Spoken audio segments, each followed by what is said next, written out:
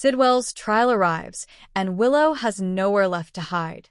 Oh, darlings, the moment that has been building all summer long is finally here. The courtroom doors are opening. The witnesses are being called. And Willow, who has spent months constructing walls around herself with increasingly desperate materials, is about to discover that no wall she built was strong enough to hold back what is coming from inside that trial. Let us be absolutely clear about where Willow stands walking into this situation. She participated in a fake stroke scheme. She accepted paralytic doses from a dangerous man and administered them to her own husband over an extended period of time. She kept Drew imprisoned in his own body, fully conscious, fully aware, completely unable to communicate, while carrying on with her life around him.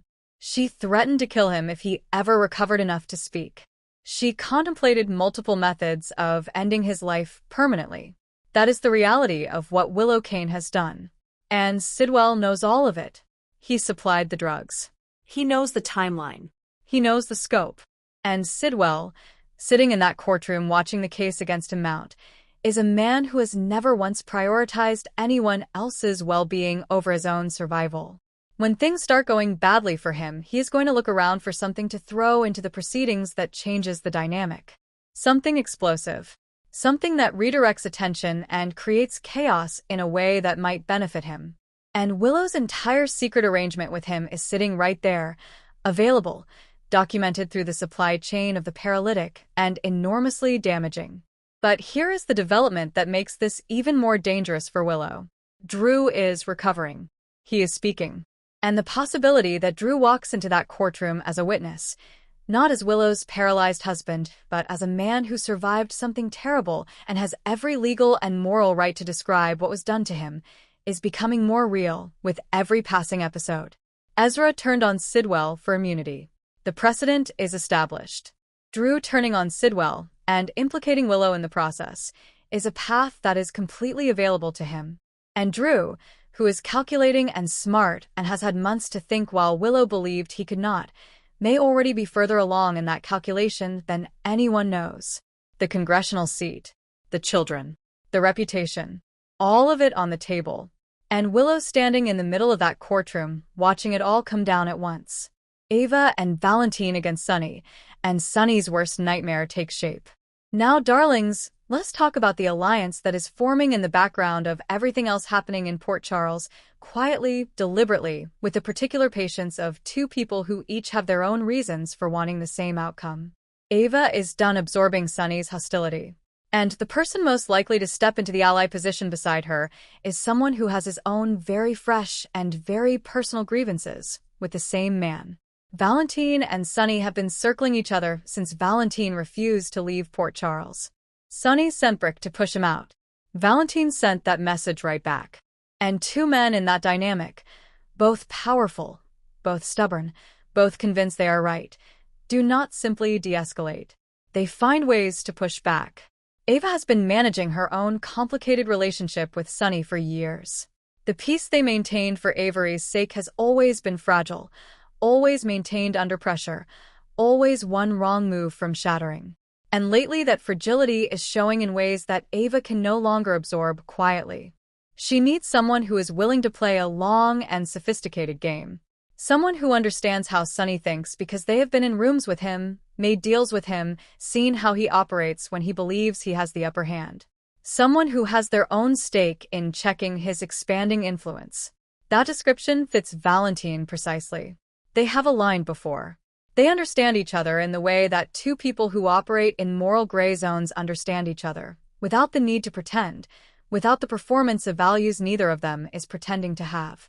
And Valentine, watching Sunny try to manipulate his relationship with Carly, is very much in the mood to push back in a coordinated and effective way. Ethan is part of this picture right now, and the passion building between him and Ava is real and building fast. But Ethan's time in Port Charles has a clock on it. Something connected to the truth about Phoebe is going to force him to move. And when Ethan goes, Ava is going to need to redirect all of that fierce energy somewhere. Sunny is going to be very sorry he pushed her. Michael steps into deception, and a love triangle takes shape.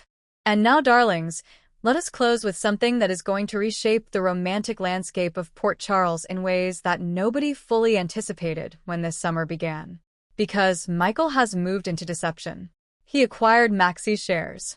He made promises about using them wisely. And the writers clearly had something very specific in mind when they placed him in that storyline. That something might be named Serena. She is arriving at the end of this month, called home by Lucy in her hour of need, returning to Port Charles after years away, stepping back into a city that has changed significantly since she last called it home. She is warm and genuine and carries the particular quality of someone who grew up watching complicated people love each other imperfectly and chose to find something better. The chemistry test between Serena and Michael is apparently already being discussed internally. The actor playing him spoke warmly about working with the actress stepping into Serena's role. And if that chemistry lands, if the two of them have something real together on screen, Michael may be finding a new beginning at exactly the moment he needs one most. But here is where it gets genuinely interesting. Because Drew is recovering. And Drew, once he is fully himself again, once the paralytic is out of his system and his mobility and his voice are back, is going to need a next chapter too. The love story between him and Willow is over in every meaningful sense.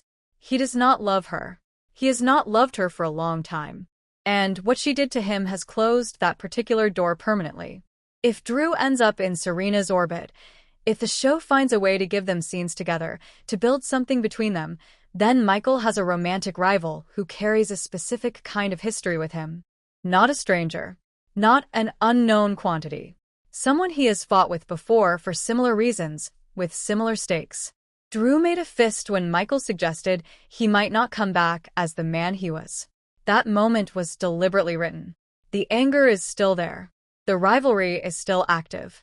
And a competition over someone new, particularly someone connected to the deception world that Michael just stepped into, would give that rivalry a new and very personal dimension. Jacinda is apparently not going to be the long-term chapter for Michael. The summer spoilers are pointing toward movement in his romantic life. And Serena arriving at exactly this moment, at the moment when Michael is building something new professionally and personally, feels like the most deliberate kind of storytelling. Port Charles is absolutely overflowing with story right now, darlings. Willow heading into a trial she may not survive professionally or legally. Ava and Valentine quietly positioning themselves against the most powerful man in this city. And Michael about to meet someone who could change his entire future, while Drew recovers and the rivalry that has defined them both refuses to stay finished.